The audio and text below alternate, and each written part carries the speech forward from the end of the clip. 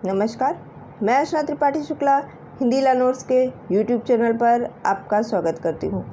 आज का हमारा विषय है कि कंपनी लॉ के अंतर्गत कंपनी में डायरेक्टर क्या होते हैं और डायरेक्टर कितने प्रकार के हो सकते हैं और कंपनी में उनका उत्तरदायित्व तो क्या होता है। तो आपको बता दें कि डायरेक्टर यानी कि निदेशक का अर्थ होता है किसी को दिशा देने वाला, यानी कि ऐसा व्यक्ति जो कंपनी या संस्थान को चलाता है वह डायरेक्टर कहलाता है या निदेशक कहलाता है। तो कंपनी अधिनियम 2013 के अनुसार डायरेक्टर यानी कि निदेशक जो शब्द है वह किसी ऐसे व्यक्ति के रूप में परिभाषित किया जाता है जो कि कंपनी के बोर्ड में नियुक्ति का अधिकार रखता है, यानी कि वह बोर्ड कंपनी के बोर्ड के द्वारा वह डायरेक्टर के पद पर चुना जाता है। डायरेक्टर यानी कि निदेशक मंडल के अर्थ उन व्यक्तियों का एक समूह होता है, यानी कि मेंबर्स ऑफ बोर्ड ऐसा समूह होता है, यानी कि कंपनी के जो भी मेंबर्स होते हैं उनका समूह होता है जो कि किसी कंपनी के शेयरधारकों द्वारा कंपनी के मामले में प्रबंधन करने के लिए चुने जाते हैं। जैसा कि हम सबको पता है कि कंपनी जो है वह एक कृत्रिम व्यक्ति है, कंपनी खुद से अपना कार्य नहीं कर सकती है। तो कंपनी के कार्य को करने के लिए, कंपनी को निर्देश देने के लिए, कंपनी का प्रबंधन करने के लिए एक व्यक्ति की आवश्यकता होती है।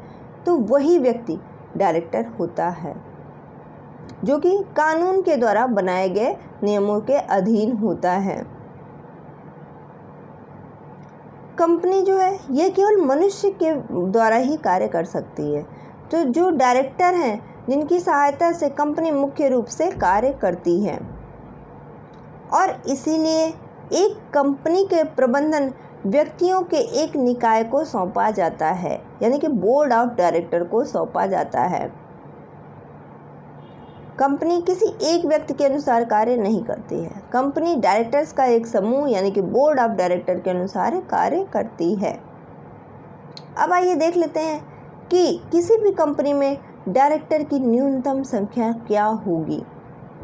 आपको बता दें, अगर कंपनी प्राइवेट लिमिटेड है तो उसमें कम से कम 2 डायरेक्टर होने चाहिए। अगर कंपनी लिमिटेड है तो उसमें कम से कम 3 डायरेक्टर होने चाहिए। और आजकल 1% कंपनी आ गई है तो उसमें आपको 1 डायरेक्टर होना आवश्यक होता है। आज के समय में जहाँ की प्राइवेट लिमिटेड कंपनी जिसकी कि 1 रुपये से शेयर 100 करोड़ रुपए या उससे अधिक भी हो सकता है, या फिर 300 करोड़ का टर्नओवर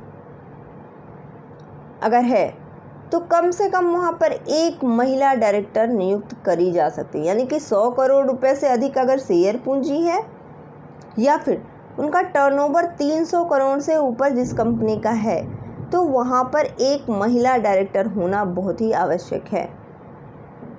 महिला डायरेक्टर रखना आपको ज़रूरी है। लेकिन अगर कोई निजी लिमिटेड कंपनी है तो उसके पंजीकरण के लिए किसी भी महिला निदेशक की आवश्यकता नहीं है, यानी कि अगर कोई निजी कंपनी है तो उसके लिए वुमेन डायरेक्टर रखने की कोई आवश्यकता नहीं है। केवल एक व्यक्ति को कंपनी के निर्देशक के रूप में उसमें नियुक्त किया जा सकता है, यानी कि एक व्यक्ति उसमें डायरेक्टर हो सकता है। एक निकाय जो कि कॉर्पोरेट हो या व्यावसायिक इकाई को कंपनी के निर्देशक के नियुक्त में नियुक्त नहीं किया जा सकता, यानी कि जो केवल व्यक्ति ही कंपनी का निर्देशक यानी कि डायरेक्टर हो सकता है। ऐसा नहीं है कि आप किसी संस्था को कंपनी का डायरेक्टर बना दीजिए, किसी फर्म को कंपनी का डायरेक्टर बना दीजिए, किसी कंपनी को कंपनी का डायरेक्टर बना दे रहे हैं, नहीं, किसी व्यक्ति को, पर्टिकुलर व्यक्ति को आपको डायरेक्टर बनाना होगा।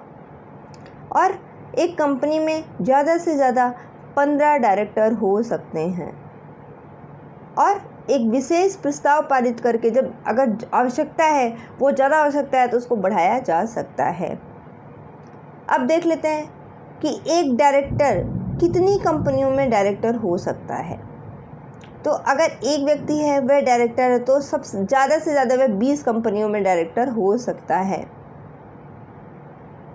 अब देख लेते हैं कि महिला डायरेक्टर को कहाँ ज़रूरी है। तो जैसा मैंने पहले ही बताया कि ऐसी कंपनी या तो जो लिस्टेड हो, जिसका टर्नओवर 300 करोड़ से ऊपर हो, या फिर पेड अप कैपिटल यानी कि प्रदत्त पूंजी उसकी 100 करोड़ रुपए है, तो वहाँ पर महिला डायरेक्टर का होना अति आवश्यक है। अब डायरेक्टर बनने के लिए क्या आवश्यकता होती है, तो आपको बता दें कि सबसे पहले जो कि एक निजी लिमिटेड कंपनी में पंजीकरण के समय निदेशक यानी कि डायरेक्टर के रूप में व्यक्ति बन रहा है, तो उसके पास डिन होना अति आवश्यक है। डिन यानी कि director identification number, director identification number डिन होना अति आवश्यक है। अब आप डिन कैसे ले सकते हो, डिन होता क्या है? तो डिन जो है वह एक नंबर होता है जो कि किसी भी ऐसे व्यक्ति से प्राप्त किया जा सकता है जो कि सरकार के द्वारा एक लीगल अथॉरिटी के रूप में कार्य करते हैं।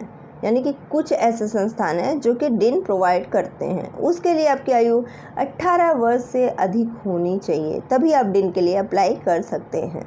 और बिना डिन के आप किसी भी कंपनी में डायरेक्टर नहीं बन सकते हैं। अब डिन होता क्या है? तो डिन एक 8 अंकों का डायरेक्टर आइडेंटिफिकेशन नंबर होता है, यानी कि निदेशक पहचान संख्या। यह नंबर किसी भी व्यक्ति को केंद्र सरकार के द्वारा आवंटित किया जाता है जो कि एक डायरेक्टर बनने के लिए आवश्यक होता है। डिन नंबर की वैधता आजीवन होती है, यानी कि डिन नंबर की मदद से आप डायरेक्टर के डाटाबेस में अगर आप कोई संशोधन करना चाहते हैं भविष्य में तो वो भी कर सकते हैं। यदि वह कोई व्यक्ति है वह 2 या 2 से अधिक कंपनियों में डायरेक्टर है तो उसे केवल एक ही डिन नंबर रखना ज़रूरी है। यानी कि अगर आप कई कंपनियों में डायरेक्टर हैं तो भी ज़रूरी नहीं है कि आप हर कंपनी के लिए अलग अलग डिन अप्लाई करोगे, नहीं, डिन एक ही होता है। यदि आप वह कंपनी छोड़ देते हैं, दूसरी कंपनी ज्वाइन करते हैं, तो भी वही डिन आपका कार्य करता है। यानी कि डायरेक्टर आइडेंटिफिकेशन नंबर एक ही होगा, उसमें डायरेक्टर्स की सभी डिटेल होगी, यानी किस कंपनियों में आपने अप्लाई किया है, किस कंपनी में आप पहले डायरेक्टर रह चुके हैं, या फिर कौन सी कंपनी में आप डायरेक्टर का पद छोड़ चुके हैं, इसका पूरा डिटेल उस डिन में होगा। अब आइए देखते हैं कि डायरेक्टर के कर्तव्य क्या क्या होते हैं। तो डायरेक्टर का पहला कर्तव्य होता है जो कि सहायक कर्तव्य होता है कि कंपनी के निर्देशित उपबंधों के अधीन रहते हुए कंपनी के लेख के अनुसार कार्य करना। यानी कि जो भी कंपनी के द्वारा बोर्ड ऑफ डायरेक्टर्स को कहा जाएगा वह कार्य डायरेक्टर्स करेंगे। इसके अलावा कंपनी का देखभाल करना और उन कंपनी के कार्यों को, कर्तव्यों को पूरा करना, यानी कि जो एक कंपनी का कार्य है वही डायरेक्टर का कार्य है। कंपनी जिस उद्देश्य के लिए स्थापित की गई है उस उद्देश्य को पूरा करना वह डायरेक्टर का कार्य है। वह अपने सदस्यों के लिए लाभ की व्यवस्था करता है, वह कंपनी की वस्तुओं को बढ़ावा देता है, कंपनियों के कर्मचारियों का ध्यान रखता है, शेयरधारकों का ध्यान रखता है और सभी लोगों के हित के लिए कार्य करता है। इसके अलावा क्या है कि बोर्ड की बैठकों में भाग लेने का कर्तव्य। जो डायरेक्टर है वह बाध्य होता है कि उसको कंपनी के जो मीटिंग्स होती हैं उसमें पार्टिसिपेट करना आवश्यक होता है, चाहे वह बोर्ड मीटिंग हो, चाहे वह एनुअल जनरल मीटिंग हो, चाहे वह एक्स्ट्रा ऑर्डिनरी जनरल मीटिंग हो, सभी में डायरेक्टर का होना अति आवश्यक होता है। और मीटिंग के बाद में डायरेक्टर के सिग्नेचर होकर के वह कॉपी आरओसी के पास जाती है। इसके अलावा प्रतिनिधि का अधिकार जो है वह भी डायरेक्टर के पास होता है, यानी कि डायरेक्टर जो तय कार्य है उन्हीं को करेगा, फिजूल का कार्य डायरेक्टर नहीं करेगा। अगर किसी भी कंपनी में उसके अधीन रहते हुए उसमें उस कंपनी का कोई लाभ, उस डायरेक्टर का खुद का कोई लाभ नज़र आ रहा है तो उस लाभ को डायरेक्टर लोगों को यानी कि कंपनी को लिखित रूप में उसकी सूचना देगा। जैसे कि मान लीजिए कि एक कंपनी का डायरेक्टर है और उसने ऑर्डर दिया उस दूसरे व्यक्ति को अपने माल के सप्लाई करने के लिए जो कि उसका भाई है, तो उसको पहले से कंपनी के मेंबर्स को बताना पड़ेगा कि जिस व्यक्ति ने ऑर्डर दिया है, जिसको हम ये माल सप्लाई कर रहे हैं इतने रुपए में, वह मेरा भाई है। इसके अलावा कुछ वैधानिक कर्तव्य भी होते हैं, जो कि वैधानिक कर्तव्य क्या है सेक्शन 39 में कि जब तक कम से कम सदस्य ना बन जाएं तब तक शेयर का अलॉटमेंट नहीं किया जाएगा। यह भी डायरेक्टर के कर्तव्य है। इसके अलावा सेक्शन 92 कहता है कि डायरेक्टर का यह कर्तव्य है कि वह वार्षिक विवरण और प्रमाण पत्र पर हस्ताक्षर करे। जो कि कंपनी के डॉक्यूमेंट्स होते हैं उस पर वह हस्ताक्षर करे, चाहे वह एनुअल जनरल मीटिंग का डॉक्यूमेंट हो या फिर बैलेंस शीट हो, पीएल हो, इन सब पे डायरेक्टर के सिग्नेचर हो करके आरओसी के पास जाएंगे। इसके अलावा सेक्शन 96 कहता है कि जनरल मीटिंग को समय पर बुलाना यह भी डायरेक्टर का कार्य होता है। सेक्शन 100 कहता है कि एक्स्ट्रा ऑर्डिनरी जनरल मीटिंग की अगर कोई मांग करता है तो उसको भी टाइम से बुलाना, यह भी वैधानिक कर्तव्य के अंतर्गत आता है। और अगर कोई डायरेक्टर इसका उल्लंघन करता है तो वह 1 लाख रुपए से लेकर के 5 लाख रुपए तक का दंडनीय अपराध करता है, यानी कि उसको 1 लाख से लेकर के 5 लाख रुपए तक का दंड दिया जा सकता है यदि वह इन नियमों का उल्लंघन करता है तो आज की वीडियो में बस इतना ही। आगे की वीडियो देखने के लिए प्लीज़ इस वीडियो को लाइक करें, शेयर करें, सब्सक्राइब करें तथा बेल आइकन दबाना ना भूलें और कमेंट करना ना भूलें। धन्यवाद।